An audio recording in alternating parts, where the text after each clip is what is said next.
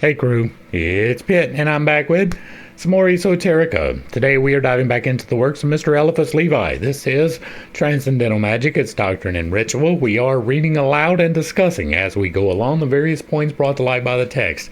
It is not the format for everyone, but people do find value in it, and you are more than welcome to tag along as we continue our exploration. Before we begin, however, if you are unfamiliar with me, any of my unconventional beliefs, or if at any point in time I lose you in the terminology, there will be several playlists linked in the corner above, in the box down below, along with the original source material and the link from my book where I teach you to do magic responsibly, so that you can get a better understanding of who I am and why I say the things that I do. With that being said, we are going to dive in and continue our exploration of Transcendental Magic, its Doctrine and Ritual, with Part 2, Chapter 18, Philters and Magnetism. Let us now adventure in Thessaly, the country of enchantments. Here was Apuleius, deluded like the companions of Ulysses, and underwent a shameful metamorphosis.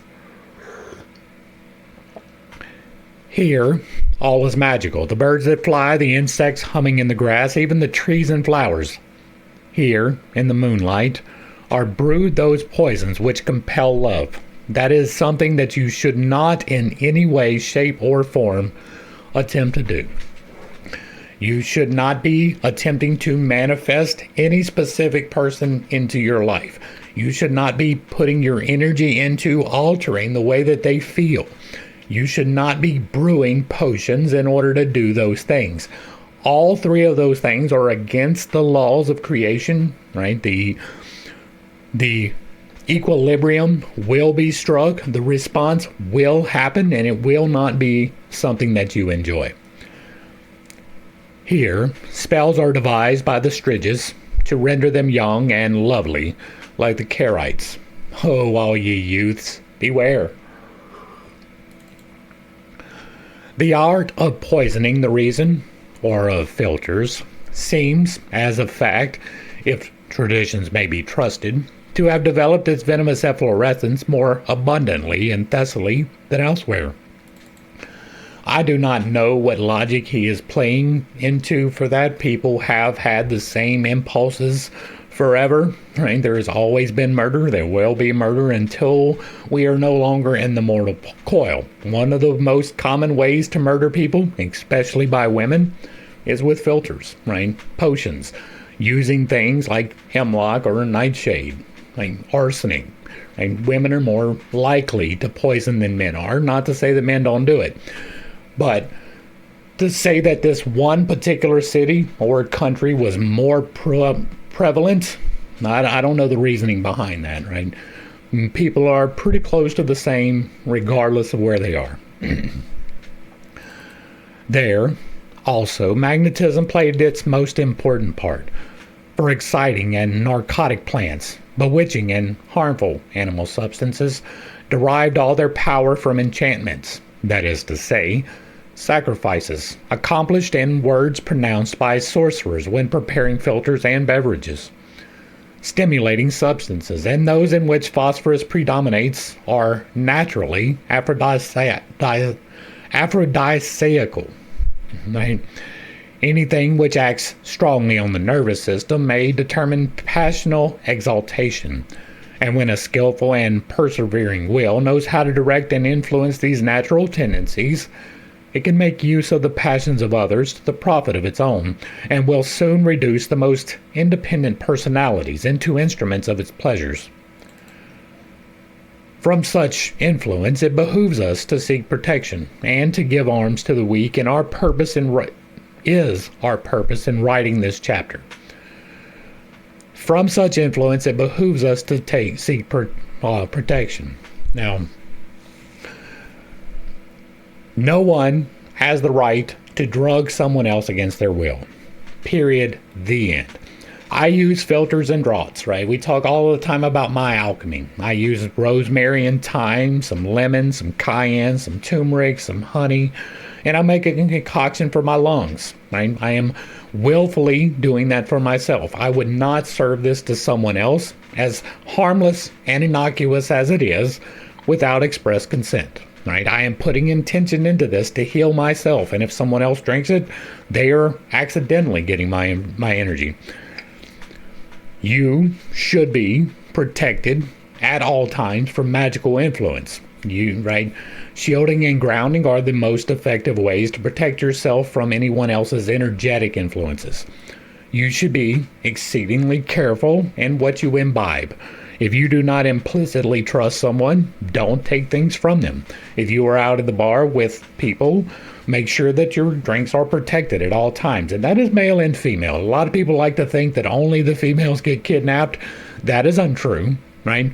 If you are a small man, kind of effeminate, they'll take you for sex labor, right? But if you are a big man and they can drug you and haul you off, you'll be used for manual labor. That's been the history of mankind, except for this little experiment that we have had in the last 100 years. Right? And so be exceedingly cautious. Right? You should not be imbibing anything that you are not fully trusting someone to give you.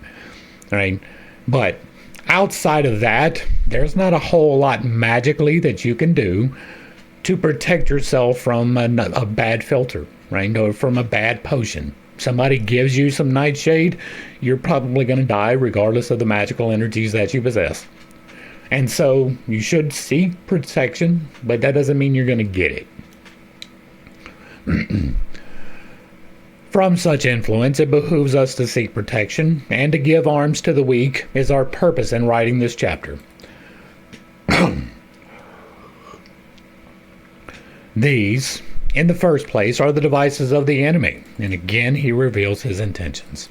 The man who seeks to compel love, we attribute such unlawful maneuvers to men only, assuming that women can never have need of them, must, in the first place, make himself observed by the person whom he desires, and must contrive to impress her imagination.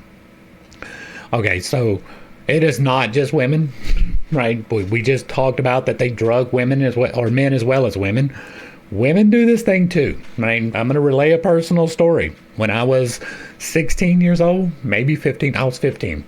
I had a 21-year-old woman get me drunk so that she could take advantage of me. That happened, right? And it's not like you needed to get me drunk. I was a 15-year-old boy, of course. But this was a grown woman. There were definitely some problems there, right? It happens. It can happen to you, and anyone can do it. He must inspire her with admiration, astonishment, terror, even with horror, failing all other resources. But at any cost he must set himself apart in her eyes from the rank of ordinary men, and, with or against her will, must make himself a place in her memory, her apprehensions, her dreams. The type of Lovelace is certainly not the admitted ideal of the type of Clarissa, but she thinks of him incessantly to condemn him, to extricate him, to compassionate his victims, to desire his conversion and repentance. Next, she seeks his regeneration by devotion and forgiveness. Later, on secret vanity, whispers to her how grand it would be to fix the affections of a Lovelace, to love him and yet withstand him. Behold, then, Clarissa surprised into loving Lovelace. She chides herself, blushes, renounces 1,000 times, and forgives him 1,000 more. Then, at the supreme moment, she forgets to resisting. Had angels been women, as represented by modern mysticism, Jehovah indeed would have acted as a wise and prudent father by placing Satan at the gate of heaven. It is a serious imposition on the self-love of some amiable women to find that man fundamentally good and honorable, who enamored them when they thought him a scapegrace. The angel leaves him disdainfully, saying, "You are not the devil." Play the devil as well as you can if you wish to allure an angel. No license is possible to a virtuous man. For what does he take us, says the women? Does he think us less strict than he is? But everything is forgiven in a rascal. What else could you expect? The The part of a man with high principles and of rigid character can never be a power to save with women whom no one wishes to fascinate. The rest, without exception, adore the reprobates. It is quite the opposite with men, and this contrast has made modesty women's dower, the first and most natural of her coquetries. Well, we no longer have that. One of the distinguished physicians and most amiable men of learning in London told me last year that one of his clients, when leaving the house of a distinguished lady, observed to him, "I have just had a strange compliment from the Marchioness of—" Looking me straight in the face, she said, "Sir, you will not make me flinch before your terrible glance. You have the eyes of Satan." "Well," answered the doctor, smiling, "you of course put your arms round her neck and embraced her." "Not at all. I was overwhelmed by her sudden onslaught." "Beware how you call on her again, then, my friend. You will have fallen deeply in her estimation." The son of executioner is commonly said to go down from father. The office of executioner is commonly said to go down from father to son. Do executioners really have children? Undoubtedly, as they never fail to get wives. Marat had a mistress who loved him tenderly. He, the loathsome leopard. But still it was the terrible Marat who caused the world to tremble. Love, above all in a woman, may be termed a veritable hallucination. Maybe if you're not trying to get a child bride, it won't be a hallucination to her. For want of a prudent motive, it will frequently select an absurd one. Deceive Jacon for a baboon? What horror! Ah, but supposing it is a horror, why not perpetuate it? It must be pleasant to be occasionally guilty of small abomination. Okay, I have no idea what this is talking about, right? This is one of the problems with using cultural references in literature. I have no idea who Joconde is. I don't know who Marat is. But reading this, right? Deceive Joconde for a baboon? What horror, right? And we're talking about amorous. It must be pleasant to be occasionally guilty of a small abomination. This sounds an awful lot to me like he's trying to get monkeypox. You know how you get monkeypox? The only way to get monkeypox is with anal sex with a monkey or with someone who had a monkey or was with a monkey, right? It's the only way to get monkeypox. You don't just develop it, right? It has to be through anal sex, specifically, either with a monkey or from someone who had sex with a monkey. What are you doing? There is nothing pleasant about occasionally being guilty of a small abomination. You know what abomination means? Against nature. It is literally against the very fabric of existence. That is abominable. I'm not trying to be guilty of even a small abomination, and I'm not going to take pleasure in it if I am. Given this transcendental knowledge of the woman, another device can be adopted to attract her notice. Not to concern oneself with her, or to do so in such a way which is humiliating to her self-love, treating her as a child and deriding all notion of paying court to her. Hey look, the red pill is not brand new. There are several versions of the red pill, right? One is to be on the correct side of politics. The other one is to be overly masculine in a very toxic manner. See Andrew Tate and people like that, right? This is Andrew Tate 150 years ago, right? The transcendental knowledge of a woman. This is the best way to get a woman. Don't concern yourself with her, and do it in a way which is humiliating to her self-love, her sense of pride, her demeanor, right? Demean her. You demean her. Talk down to her. Talk shit to her. Make her feel guilty. Make her feel like, what the fuck? What the fuck? No, this is not how you treat another human being, especially not one that you are interested in or for a relationship at all. And so do not take this advice at all.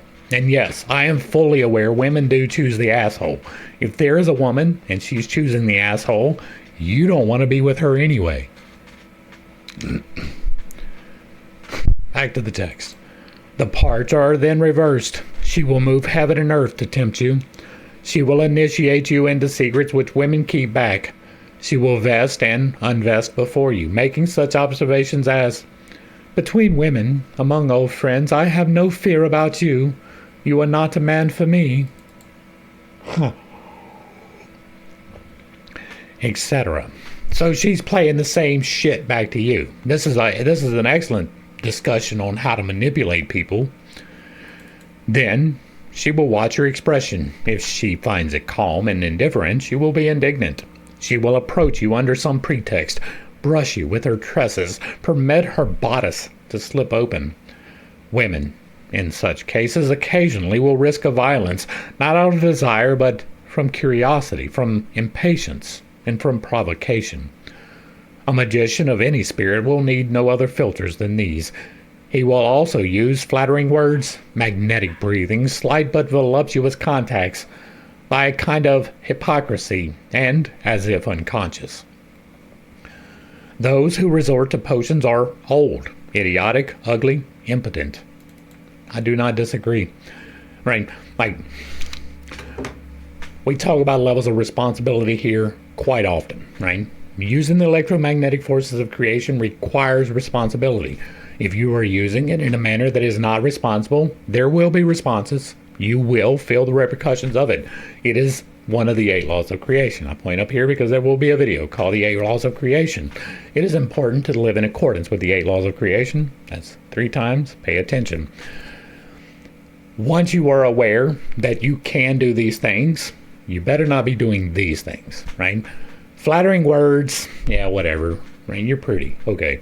Magnetic breathings is an electromagnetic manipulation, and you should not be doing that. Slight but voluptuous contacts, yeah, whatever. Right? That magnetic breathing, yeah, that's a big deal.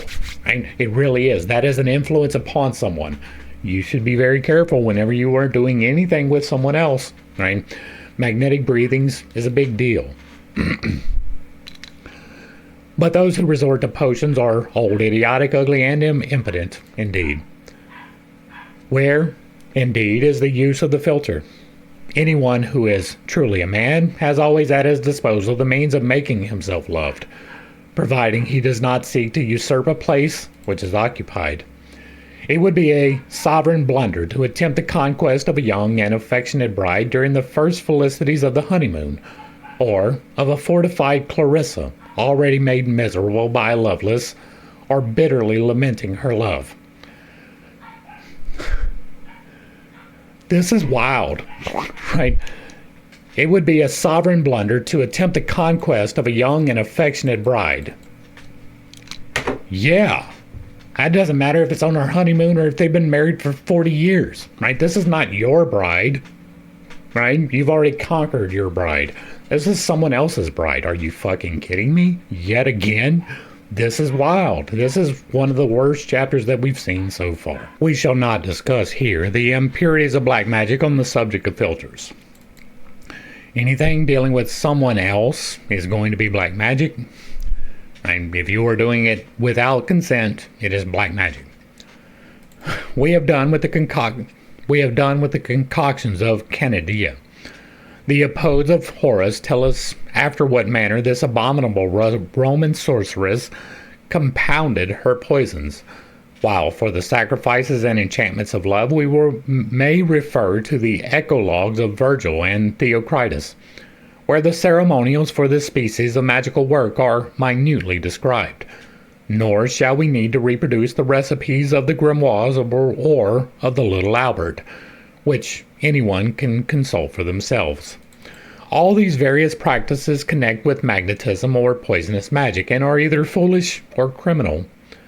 Potions which enfeeble mind and disturb reason assure the empire already conquered by an evil will, and it was thus that the Empress Caesonia is said to have fixed the savage love of Caligula.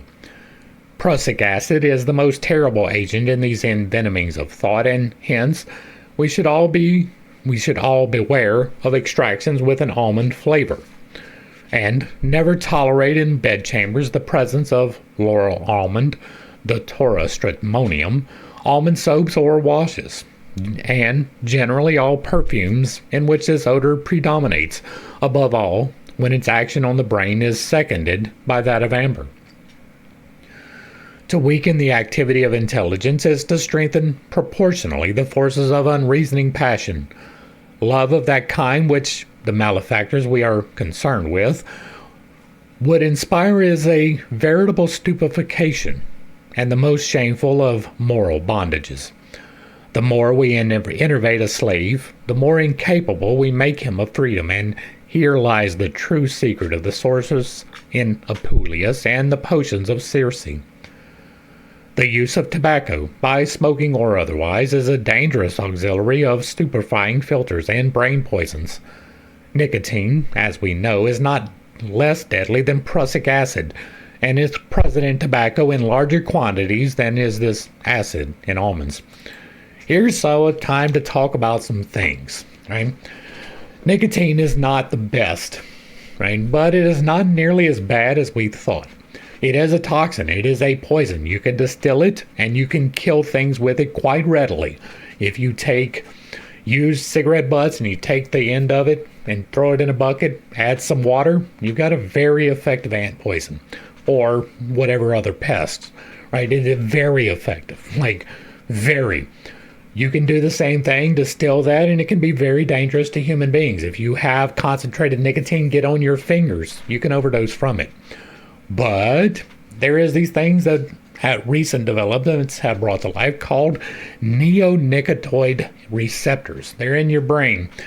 And it appears that when you smoke nicotine, it lights up these receptors and you have the ability to process faster. That is something that they are still working on in science, but it is definitely something that is leading in the direction of, if we are not abusing the thing, it can be severely beneficial. It can be used as a fumigator, right? The smell of burning tobacco can get rid of bugs. It can be used as a topical agent in the right quantities. Be very careful if you are going to do this. Do not take my advice on it. Seek professional help. But there are uses for nicotine that are beneficial to humanity. That is not to say that you should start smoking, right? But if you were to start smoking, the more pure the tobacco is, the better off you're going to be. Most of the carcinogens, it appears, according to the recent science, is coming from the additives and not necessarily from the tobacco itself.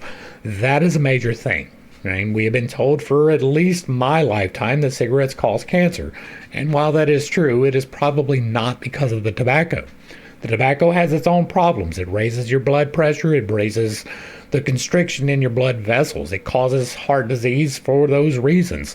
There are reasons not to overconsume nicotine, but there are definitely reasons to, within moderation, consume nicotine. Back to the text. The absorption of one will by another frequently changes a whole series of destinies, and not for ourselves only should we watch our relations, learning to distinguish pure from impure atmospheres. For the true filters, and those most dangerous, are invisible. These are the currents of vital radiating light, which, mingling and interchanging, produce attractions and sympathies, as magnetic experiments leave no room to doubt. This is another one of those true things. We've talked before, and I am certain we will talk again, about doorways, right? There are ways that you can see into another realm. Some people use chemicals to unlock those doors. I highly advise against that, but there are various chemicals that you can use. There is DMT, psilocybin, several of the opioid derivatives, even cannabis can be used to help open these doors. But if you are using chemicals to open the doors, you are not ready for what's on the other side of the door. You can, however, naturally, through the exercise of your own muscles, create a substance in your brain which will allow you to open that door naturally. Once you have attained the mastery necessary to produce the chemical in your brain, you are prepared for what's on the other side if you're doing your diligence. If you're watching my stuff, you're getting the diligence. If you bought the book, you've got an instruction manual on how to use this, quite literally.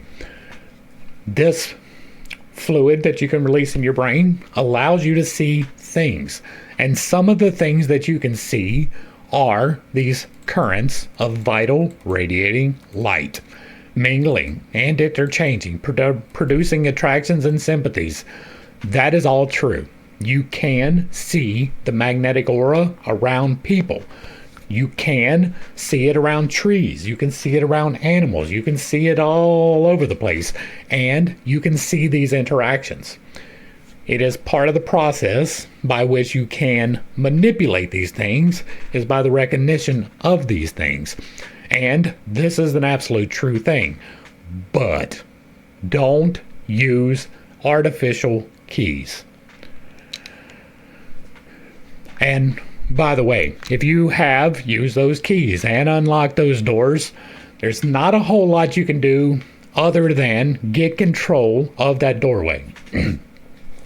The way to get control of that doorway: prayer, fasting, and meditation. Taking the steps as outlined so that you can do it willfully. Once you can willfully open the door, you can close any door that was opened by accident. That is for someone specific. But it might fit you too, right? Back to the text. The history of the church tells us that an arch-heretic named Marcos infatuated all women by breathing on them, but his power was destroyed by a valiant Christian female who forestalled him in breathing and said, "May God judge thee." The cure Golfridi, who was burned as a sorcerer, pretended to enamor all women who came in contact with his breath. The notorious Father Gerard, a Jesuit, was accused by his penitent, Mademoiselle Cartier, of completely destroying her self-control by breathing on her. The excuse was most necessary to minimize the horrible and ridiculous nature of her accusations against this priest, whose guilt, moreover, has never been well established, though consciously and or unconsciously he had certainly inspired an exceedingly shameful passion in the miserable girl. I'm not surprised to see Mr. Levi apologizing for that, especially since we're dealing with a girl and not a woman. Mademoiselle Ranfang, having become a widow in 16, you put her name out there, you could put the, whatever, says Don Calumet in his treatise on apparitions, was sought in marriage by a physician named Poirot. Failing to obtain a hearing, he thereupon gave her potions to induce love, and these caused extraordinary derangements in the health of the lady, increasing to such a degree that she was believed to be possessed, and physicians, baffled by her case, recommended her for the exorcisms of the church. Thereupon, by command of Monsieur de Porcelets, Bishop of Toul, the following were named as her exorcist: Monsieur Veradin, doctor in theology, the state counselor of the Duke of Lorraine, a Jesuit and a Capuchin. But in the long course of their ceremonies, almost all the clergy of Nancy, the aforesaid Lord Bishop, the Bishop of Tripoli, Suffragan of Strasbourg, Monsieur de Nancy, formerly ambassador of the most Christian king at Constantinople and then priest of the Oratory, Charles of Lorraine, Bishop of Verdun, two Sorbonne doctors specially deputed to assist, frequently exercised her in Hebrew, in Greek, and in Latin, and she invariably replied to them pertinently, though she herself could scarcely read even Latin. Mention is made of the certificate given by Monsieur Nicolas de Halle, learned in the Hebrew tongue, who recognized that Mademoiselle Ranfang was really possessed, that she had answered the mere motion of his lips, without any uttered words, and had given numerous other proofs. The Sire Garnier, doctor of the Sorbonne, having also commanded her several times in the Hebrew language, she replied lucidly but in French, saying that the pact bound her to speak in ordinary language. The demon added, "Is it not sufficient for me to show that I understand what you say? The same doctor, addressing him in Greek, inadvertently used one case for another, whereupon the possessed woman, or rather the devil, said, "You have blundered." The doctor replied in Greek, "Point out my error." The devil answered, "Be satisfied that I mentioned the mistake. I shall tell you no more." The doctor bade him be silent in Greek, and he retorted, "You bid me be silent, and I will not be silent." This remarkable example of hysterical affection, carried into the region of ecstasy and demonomania, as the consequence of a potion administered by a man who believed that he was a sorcerer, proves, better than anything we could say, the omnipotence of will and imagination reacting one upon another, and the strange lucidity of the ecstatics or somnambulist, who comprehend speech by reading it in thought, though they have no knowledge of the words. I make no question as to the sincerity of the witnesses cited by Dom Calment. I am merely astonished that men so serious passed by the difficulty which the pretended demon experienced over answering in a tongue foreign to the sufferer. Had their interlocutor been what they understood by a demon, he would have spoken as well as understood Greek. The one would have been as easy to the other as the other to a spirit so learned and satirical. Okay, so I have what I call the theory of spiritual evolution. It begins on the elemental plane and it ends with the divine, but there are 7 steps in between, right? The first being the elementary, the second being the plants, the third being the lower animals, the fourth being the upper animals, the fifth being us. 6 is the elemental realm, and 7 is the realm of the demons and the jinn. And that is how it appears to be broken down. This is not something that we can confirm, but it's a working theory at the very minimum. The 6th level of existence is occupied by the beings that we recognize as the elementals. They are the nymphs, the sylphs, the salamanders, things along that nature. The 7th plane is the angels, the demons, the jinn. The 6th plane can see backwards and forwards in time, but they don't really have an understanding of what they're seeing. The 7th plane gets to see backwards and forwards in time and have the understanding of what they're seeing. And so, right here, what appears to have happened was this was not a contact with a 7th dimensional being, but rather instead a 6th dimensional being. Either one of them can be positive or negative, for the benefit of mankind or for the detriment of mankind. It is a little bit hard to determine which is which several times. If they don't have the understanding of the forward and backwards, then they're probably of the 6th level. And by not being able to answer in the language by which you can understand, probably infers to me that this was a 6th level being as opposed to a 7th. Right? The angel would have been able to answer in Greek. Back to the text. Dom Calmet does not stop here with his history. He enumerates a long series of insidious questions and unserious injunctions on the part of the exorcisers, and a like sequence of more or less congruous replies by the poor sufferer, who was always ecstatic and somnambulistic. It is needless to add that the excellent father draws precisely the luminous conclusions of the not less excellent Monsieur de Merville. The phenomena being above the comprehension of the witnesses, they were all ascribed to perdition. Splendid and instructive conclusion. The most serious part of the business is that the physician Poirot was arranged as a magician, confessed, like all the others, under torture, and was burnt. It is truly amazing the amount of things that people will admit to under torture, things that are true or not. That is why we don't torture prisoners anymore. Had he, by any potion, really attempted the reason of the woman in question, he would have deserved punishment as a poisoner. That is the most we can say. But the most terrific of all philters are the mystical exaltations of misdirected devotion.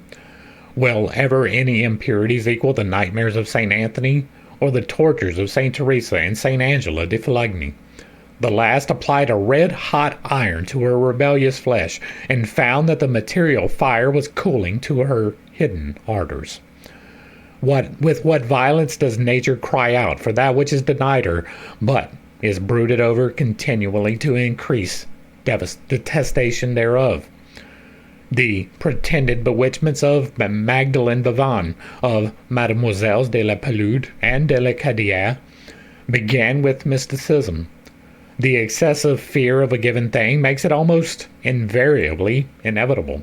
You do attract that which you place attention to, and so excessive fear would be giving undue attention to the negative, and it is invariably inevitable that that will find you.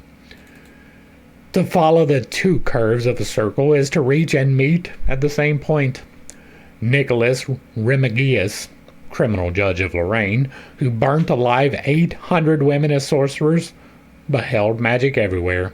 It was his fixed idea, his mania. He was eager to preach a crusade against sorcerers, with whom Europe, in his opinion, was swarming. In despair that his word was not taken when he affirmed that nearly everyone in the world has been guilty of magic, he ended by declaring that he was himself a sorcerer, and was burned on his own confession. I hope it was a slow burn. I don't often get involved in violence, right? Not anymore, anyway.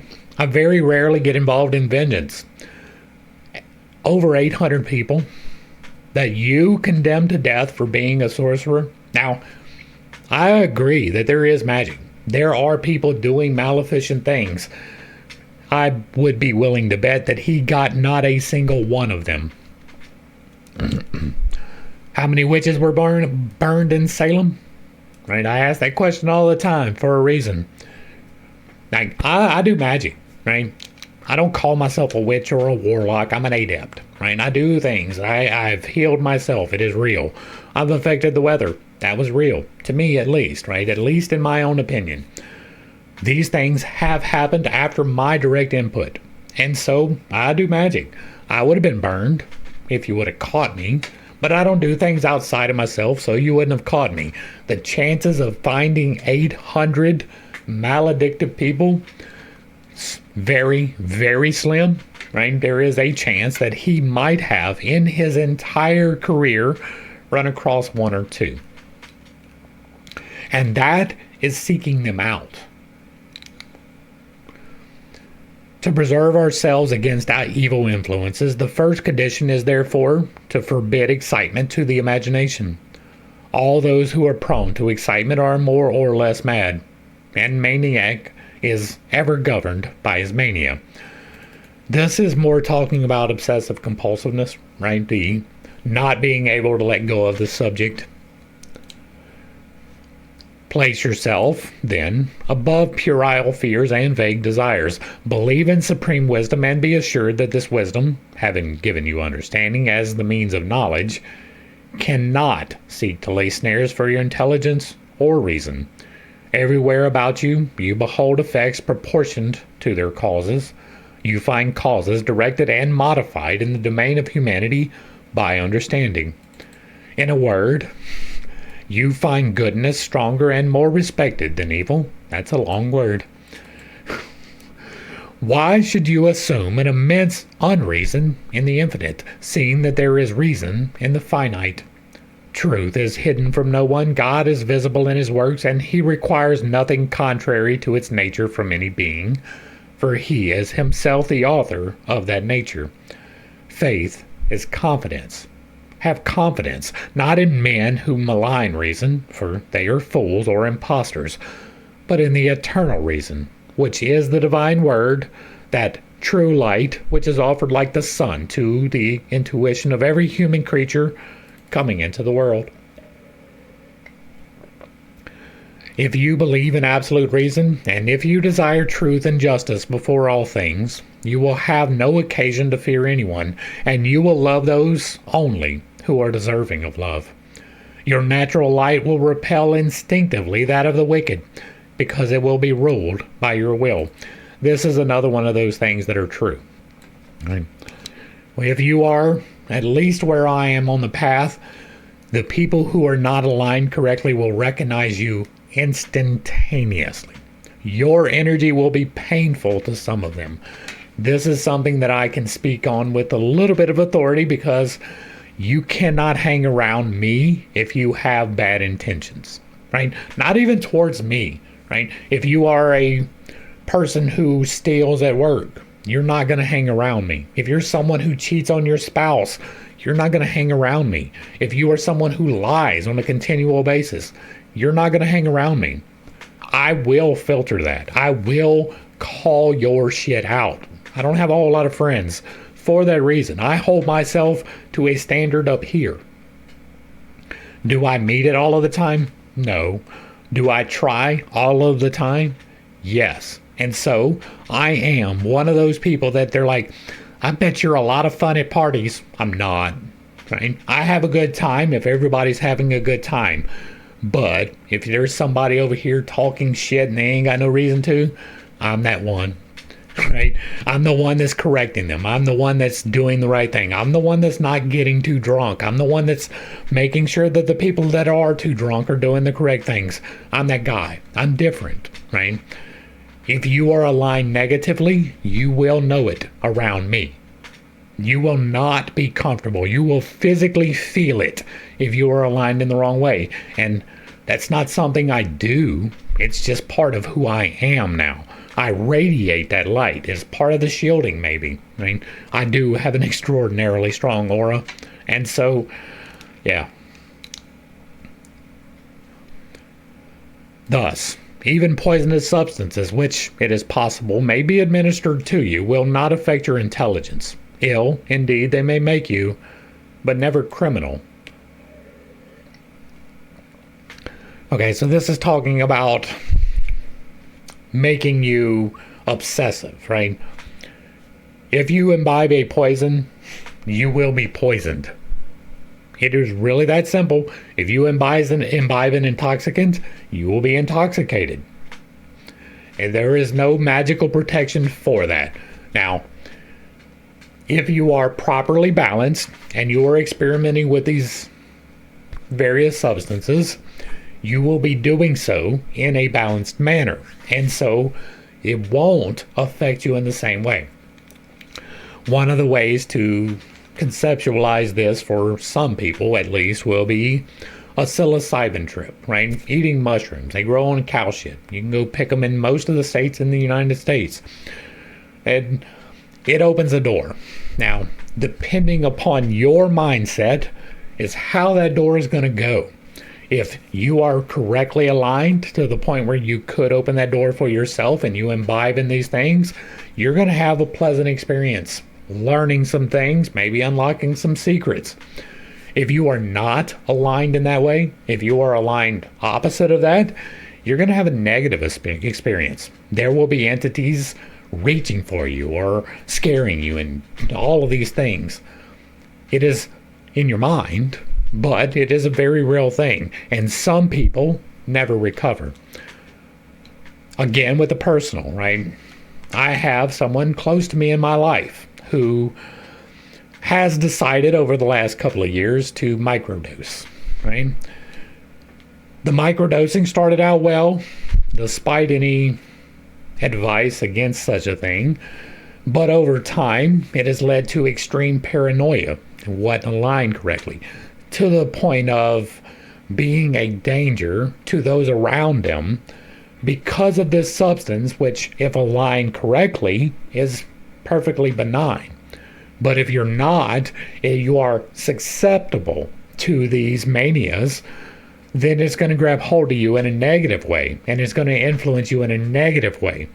And so what it's saying here is that if you are balanced correctly, then if you take certain poisonous substances, it will not influence your mind in that way. There is no magical protection from a poison that would kill you.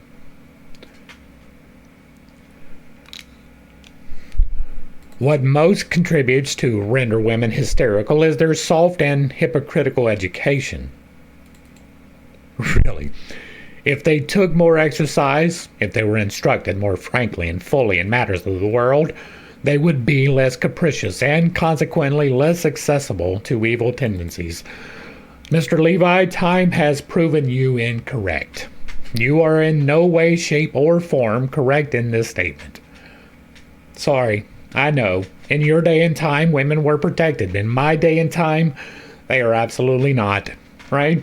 Women are allowed to go out and do all of the things that men can do. They take more exercise. They are instructed more frankly. They are fully in matters of the world, and they are not in the slightest bit less capricious, or consequently less accessible to evil tendencies. That is simply not a thing. It's almost as though human nature exists in males and females.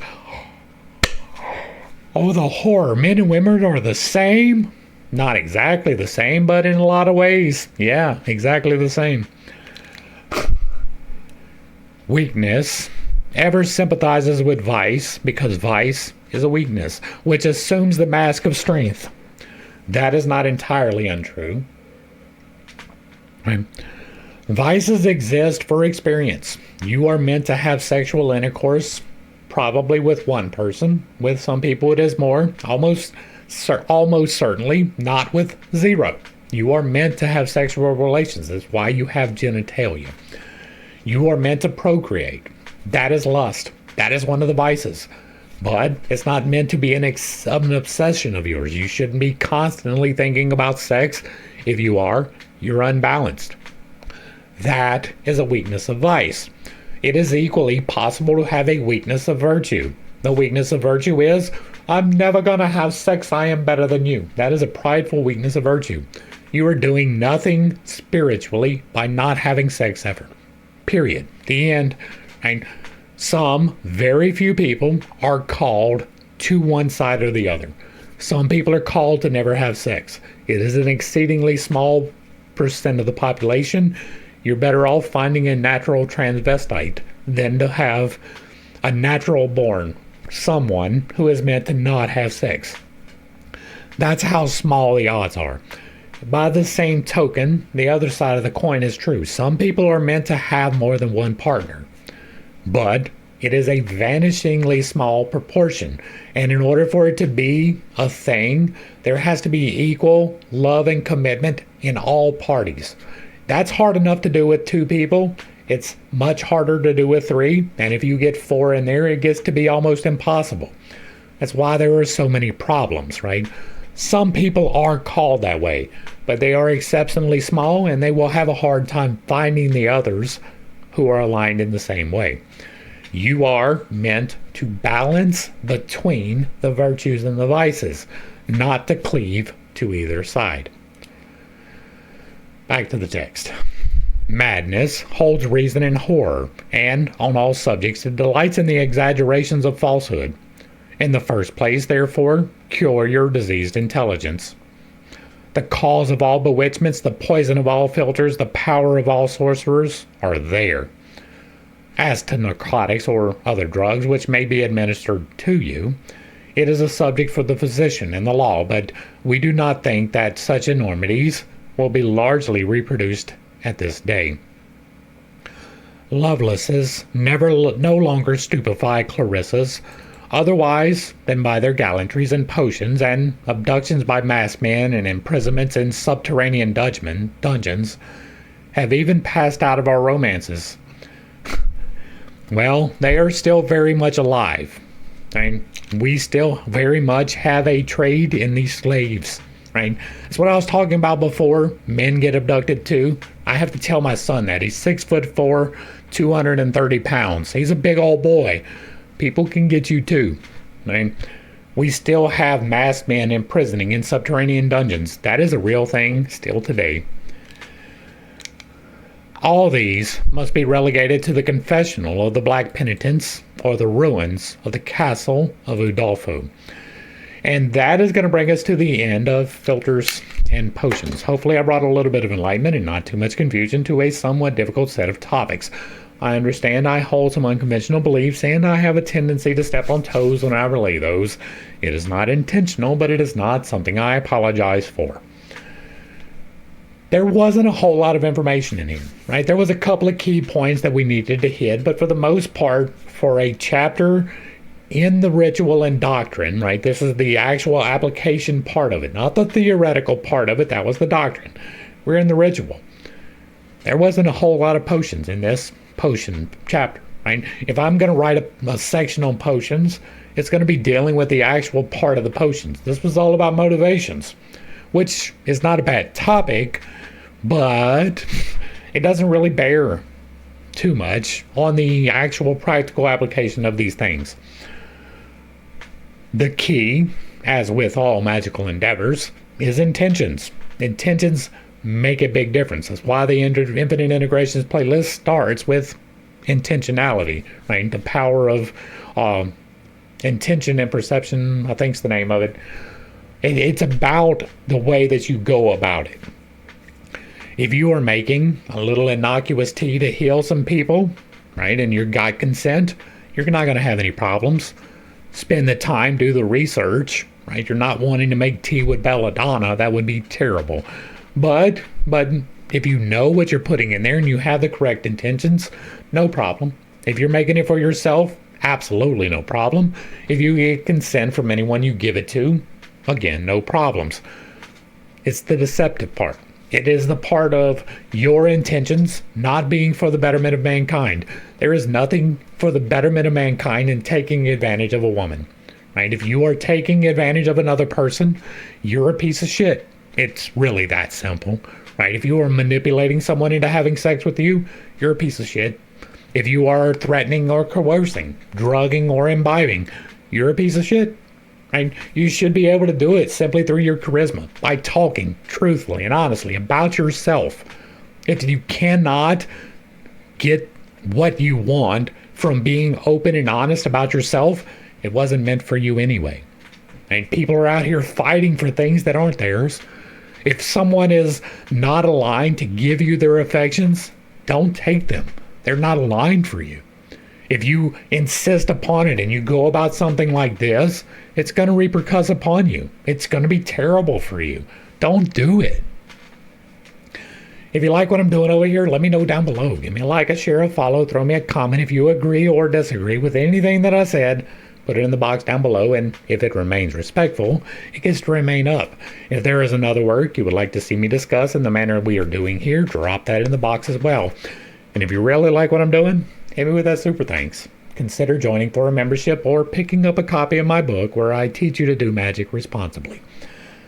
To the crew, thanks for hanging out. I appreciate every single minute that you are here with me, and I am praying for you every single day. Until next time, I love you. God loves you. You are perfect, whole, and complete, just the way that you are. And this has been Pitt State. Peace.